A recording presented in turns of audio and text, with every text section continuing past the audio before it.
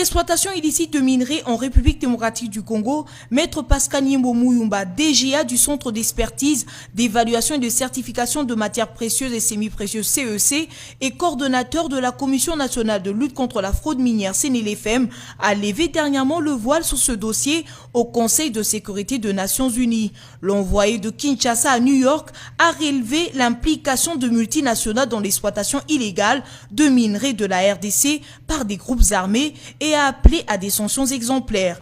Les groupes armés d'acheter les munitions et les armes sur base de l'exploitation illégale des minerais. Et ces minerais entrent ici aux États-Unis, ce minerai des groupes armés entre en Europe.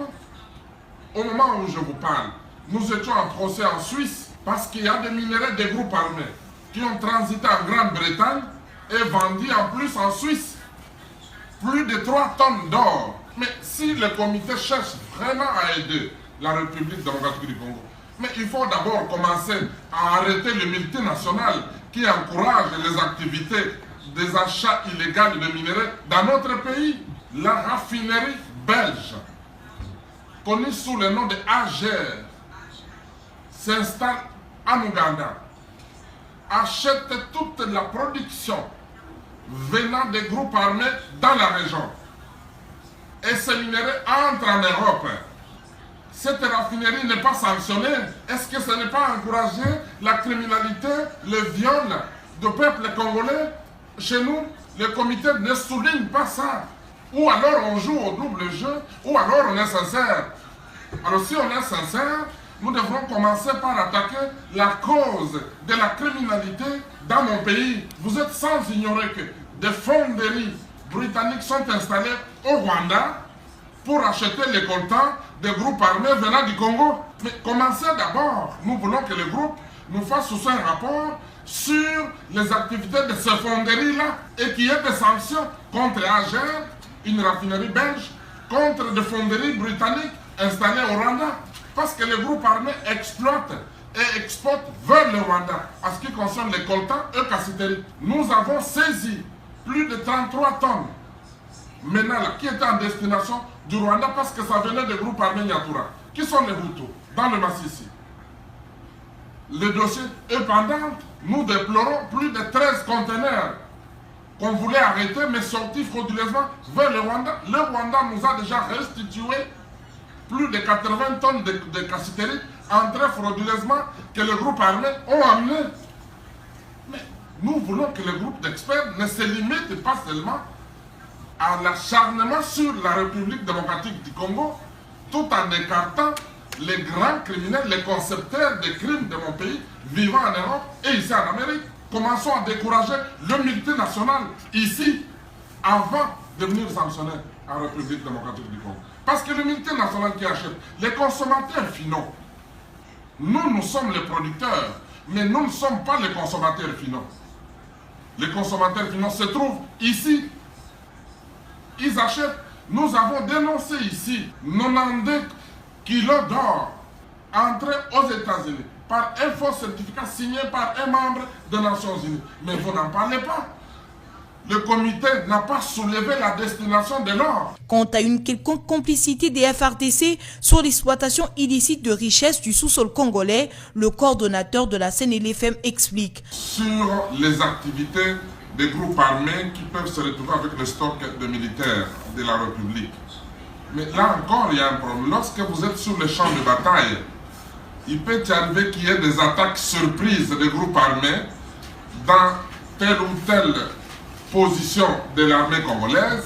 C'est normal que les groupes armés puissent posséder une arme de l'armée congolaise. Lorsque l'armée congolaise attaque les groupes armés, ils fuient, donc nous capturons, ils déposent les armes. Ça ne signifie pas qu'ils nous donnent ces armes comme cadeaux, ou ils viennent pour récupérer les armes chez nous comme si nous faisons des cadeaux. Non, non.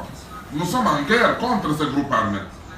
N'oubliez pas aussi que ces groupes armés étrangers qui sont chez nous, particulièrement les FDLR, sont entrés en République démocratique du Congo sur demande des Nations Unies.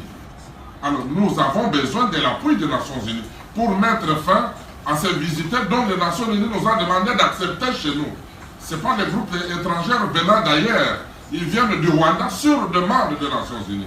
L'évaluation de l'accord signé par le chef d'État africain sur l'exploitation des matières précieuses et semi-précieuses était aussi au menu de cette réunion au Conseil de sécurité de l'ONU. Le DGA du CEC, coordonnateur de la CNDFM, a donné à ce sujet les preuves des efforts de Kinshasa pour une application de cet accord. Concernant les auteurs du vol d'un lot de certificats de la CIRGL en RDC, croupissent déjà en prison et la série de certificats détournés et désactivés. Dans la région des Grands Lacs, il n'y a que 2 pays qui aujourd'hui signent ce certificat pour l'exportation de ces minéraux. C'est le Rwanda et la République démocratique du Congo. Et ce certificat, il faut le déployer de la capitale vers les provinces. Ça veut dire le point de sortie de nos minéraux. Le mouvement de la capitale vers les provinces de criminels ont volé le paquet de 50 certificats. Et nous, comme responsables au niveau de la certification des minéraux, nous avons désactivé ces certificats. Ça veut dire, nous avons signé le document que nous avons envoyé au niveau de CIRGL, c'est-à-dire la région des Grands Lacs, et à tous nos points de sortie pour que le série ne soit plus considéré comme certificat valable à l'exportation. Nous avons désactivé le série de ces certificats chez nous. Ça ne peut plus être considéré comme certificat valable à l'exportation de minéraux. Et nous ne sommes pas arrêtés là-bas. Nous avons arrêté les voleurs de ces certificats. Et ces voleurs sont arrêtés et condamnés. Nous avons amené le jugement de leur condamnation auprès du président du comité. Est-ce que c'est encore une question qui doit revenir à l'ordre du jour? C'est pourquoi nous disons qu'il y a un petit souci alors. Parce que ça a été déjà fait et le document de désactivation mis à la disposition du groupe. Nous collaborons toujours avec le groupe. Pascal Nyembo Mouyumba, DGA du CEC et coordonnateur de la CNDFM, n'y est donc pas allé par le dos de la cuillère pour dénoncer la politique de l'autruche jouée par les membres du Conseil de sécurité des Nations Unies sur cette problématique de l'exportation illégale de minerais en RDC au prix du sang des Congolais.